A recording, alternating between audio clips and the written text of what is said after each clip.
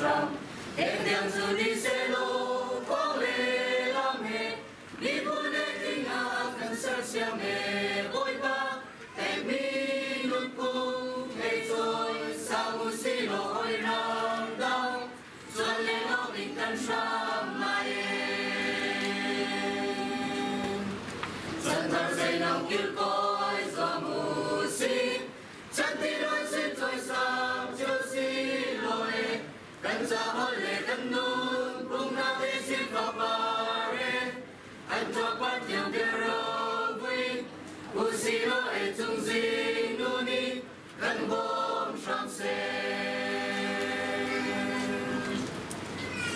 Kinh ta lối thêm qua sao nghe cần ni sung lối ai lại còn rồi lệ bay qua sáng lên lại sẽ qua qua lệ sẽ làm chiều em mù cầu thông lối bài ra lên mong chen chen sẽ kỹ rằng hơi nãy cần cùng cần nụ chưa nghe lâu chân ta say đầu kia coi giờ mù xí chẳng khi loan xin thôi sao chiều xí lỗi cần sao hôn lệ cần nhún buông ra đi xin vào bà rê anh trong bắt nhiều bia rô quy u xí lỗi chung gì nu đi cần bom trong xe chính núi đất cho cần thuông chỉ lệ cần rau sung na hiê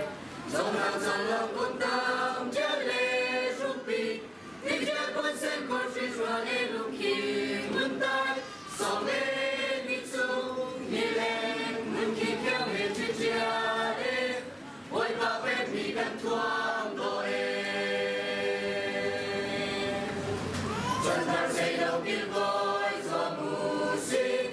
chẳng đi luôn xin rồi sao châu xí lỗi cần ra hơi lệ cần nhung cũng đã tế xin phật bà rê anh choáng mắt nhàng kia rô nguy u xí lỗi chung gì nu ni cần bom trong xe